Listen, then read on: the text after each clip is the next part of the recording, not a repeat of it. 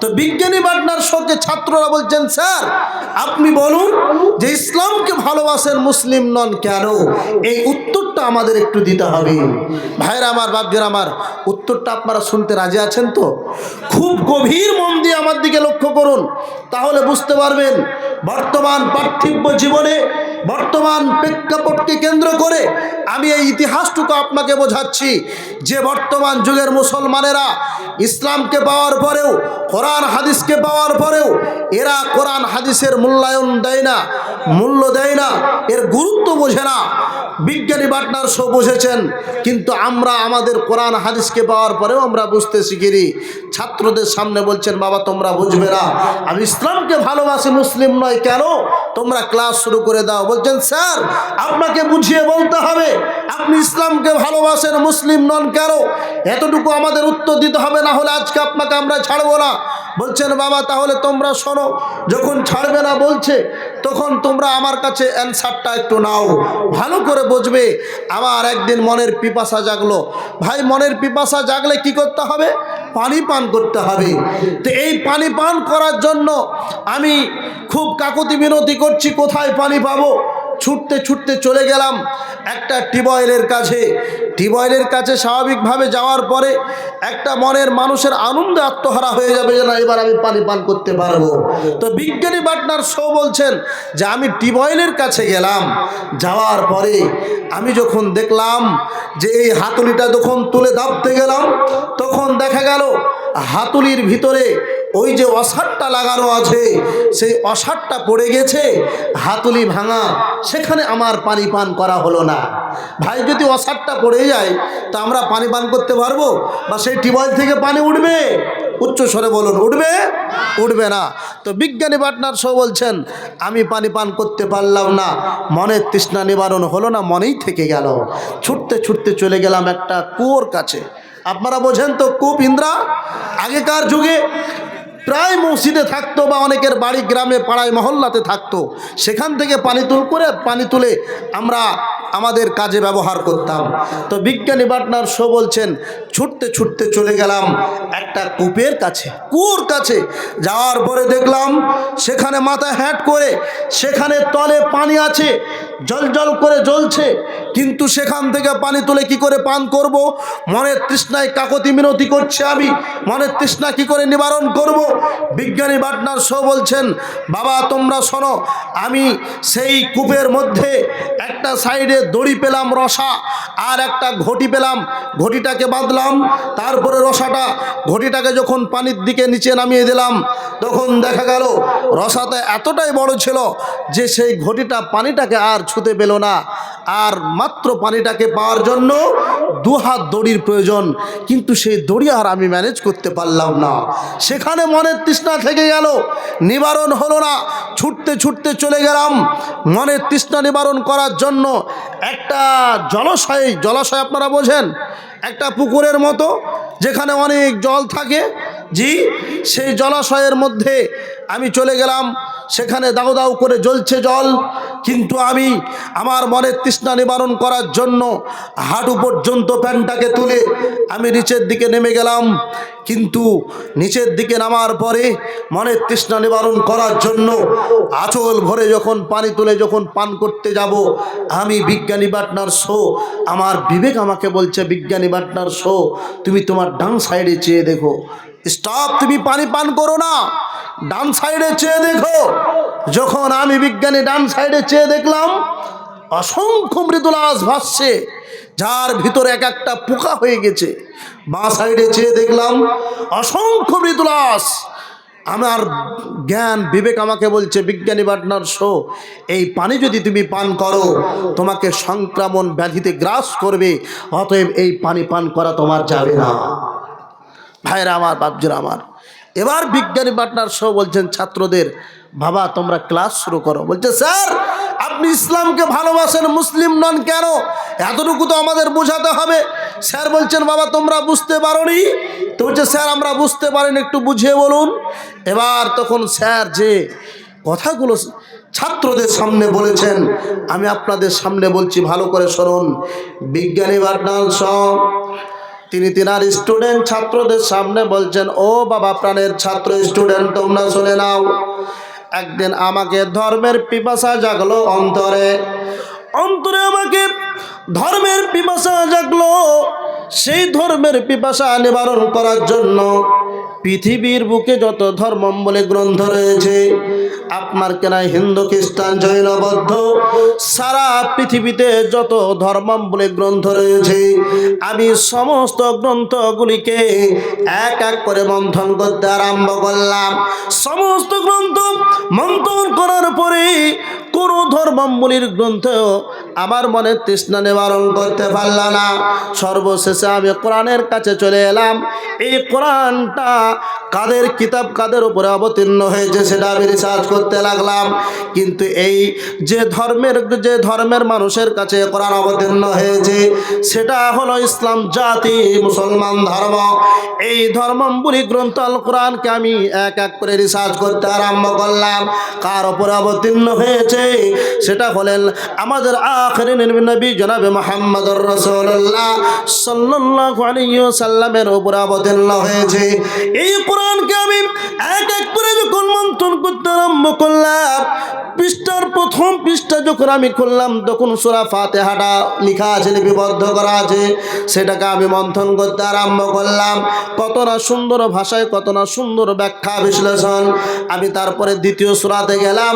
সূরা বাকারাকে যখন আমি মন্থন করতে আরম্ভ করলাম, আমার আল্লাহ রাব্বুল আলামিন তিনি প্রথমেই কোটেশন দিয়ে দিয়েছেন, বিসমিল্লাহির রহমানির রহিম, আলিফ লাম মিম, যালিকাল কিতাবু লা রাইবা ফীহি। এমন একটি গ্রন্থ আল কোরআন যার মধ্যে কোনো রকমের কোনো সন্দেহের অবকাশ নেই। এমন একটি গ্রন্থ আল কোরআন। ইতিহাসটা আমি ভালো করে সম্পূর্ণরূপে কোরআনটাকে আমি মন্থন করতে আরম্ভ করলাম। সত্যি তো এমন একটা কিতাব, এমন একটা গ্রন্থ আল কোরআন যার মধ্যে কোনো রকমের কোনো সন্দেহের অবকাশ নেই। এটা পৃথিবীর কোনো মানুষের তৈরি করা গ্রন্থ নয়। এই গ্রন্থটা সারা বিশ্বের মুসলমানের উপর অবতীর্ণ হয়েছে। আর জনাবে মুহাম্মদ রাসূলুল্লাহ সাল্লাল্লাহু আলাইহি সাল্লামের সাহায্যে সারা মুসলমানদের উপর অবতীর্ণ হয়েছে।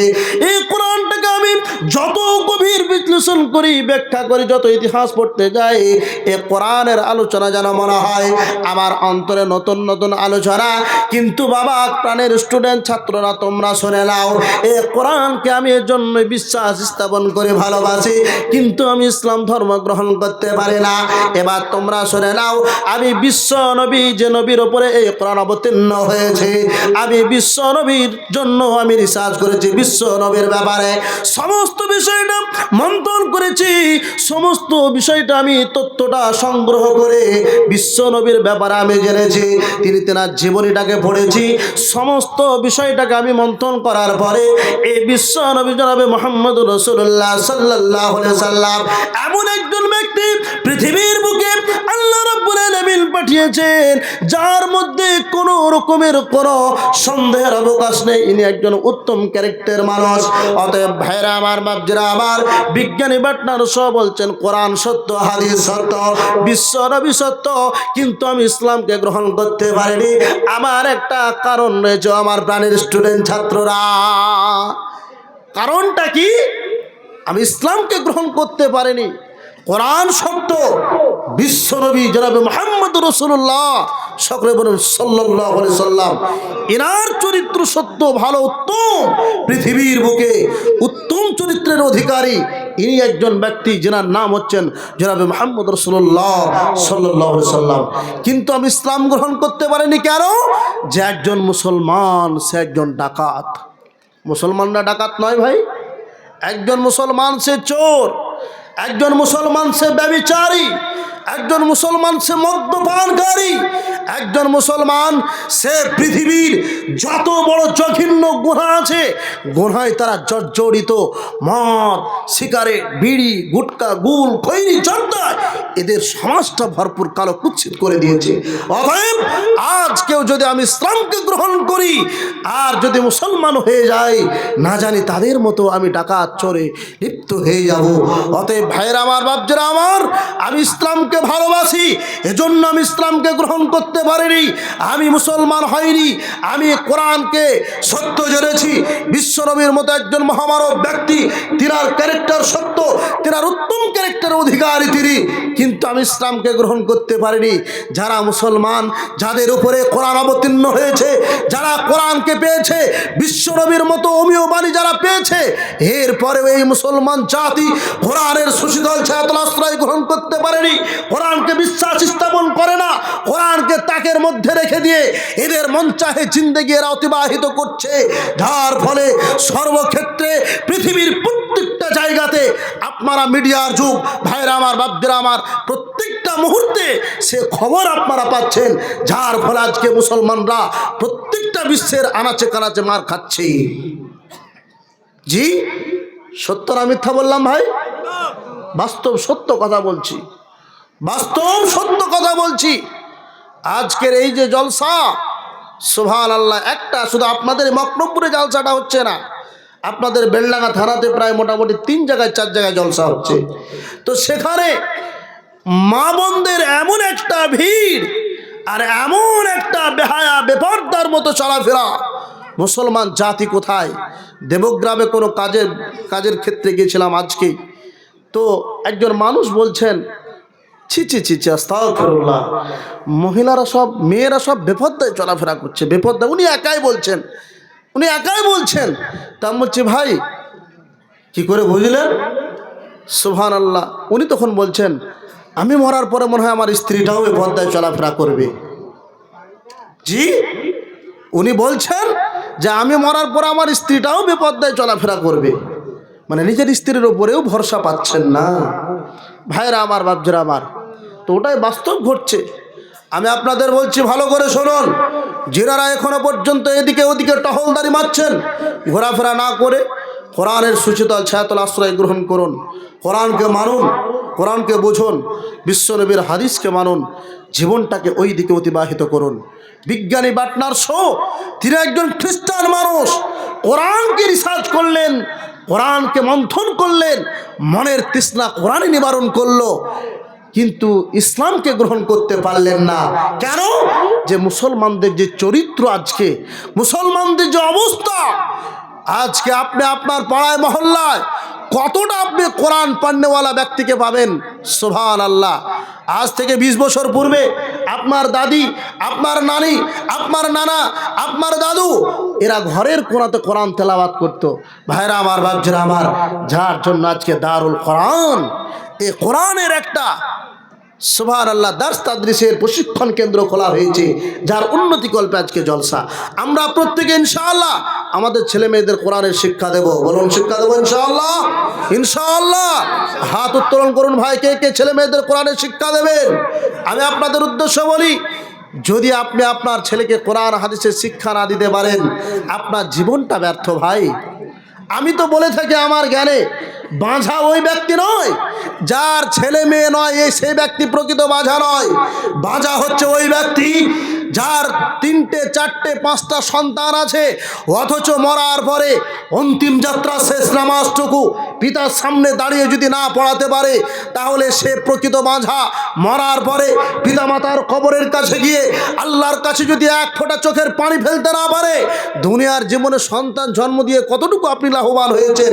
ভাইরা আমার, বাপজারা আমার, শুধু দান করে গেলে হবে না, সন্তানদেরকেও দারুল কোরআনে দান করতে হবে, কোরআনের শিক্ষা দিতে হবে।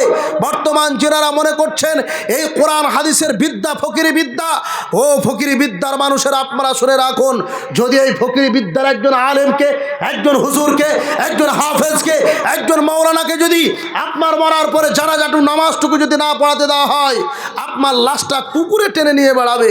ভাইরা আমার, বাপজারা আমার, আজকের মুসলমানদের ধারণা এরা ফকিরি বিদ্যা শিক্ষা অর্জন করে।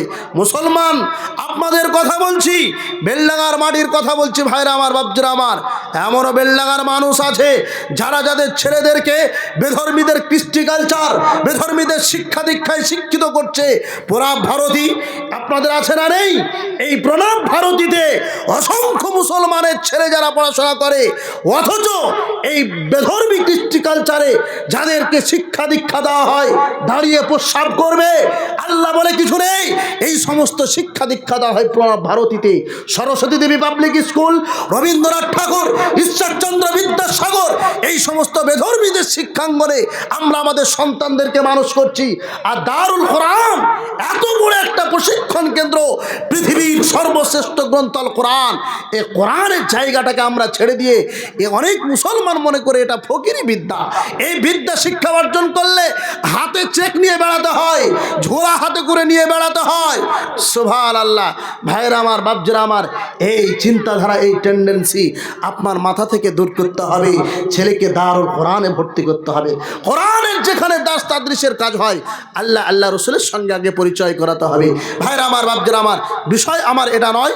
আমি আপনাদেরকে আমার দিক থেকে, মাদ্রাসার পক্ষ থেকে, কমিটির পক্ষ থেকে দু একটি নসিহা, দু একটি উপদেশ আমি আপনাদের সামনে দিলাম। ভাইরা আমার, বাপজিরা আমার, প্রত্যেকে ইনশাআল্লাহ এটা গ্রহণ করবেন। ইনশাআল্লাহ, ইনশাআল্লাহ।